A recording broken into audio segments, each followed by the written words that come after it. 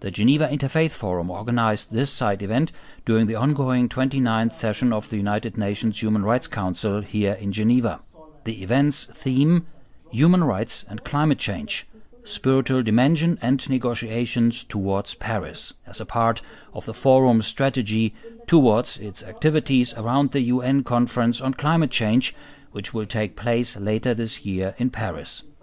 One of the panelists, Archbishop Silvano Tomasi, permanent observer of the Holy See at the UN Geneva, took this opportunity and introduced Pope Francis' recent encyclical Laudato Si. This very ample document deals with ecological sin, ecological conversion, universal communion with all creatures, elimination of inequalities, the call for a simple lifestyle, arriving in this way to appreciate the beauty of our common home as God intended it to be.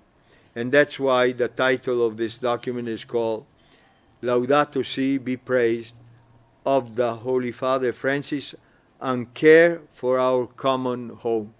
And that's the task ahead of us. We asked some of the panelists and organizers about the spiritual dimension of human rights and climate change.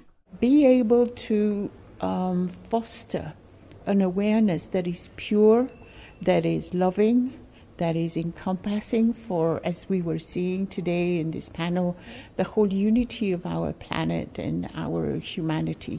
Therefore, that means that especially those of us who are human persons have to take a special responsibility for the earth, as God asked us to.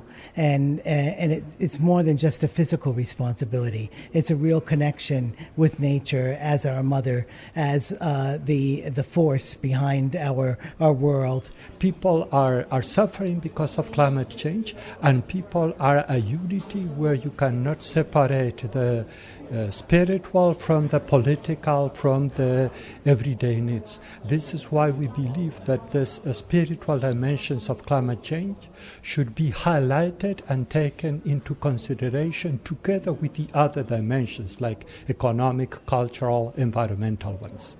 Wie Franziskus im Sonnengesang.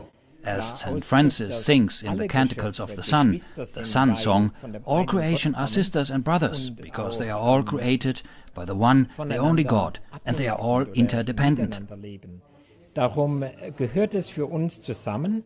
And so, all creation is subject to the impact of climate change. That's why we focus on the poorest of the poor, who suffer the most as a result of it. Our goal is to reduce climate change by influencing our economy for the common good.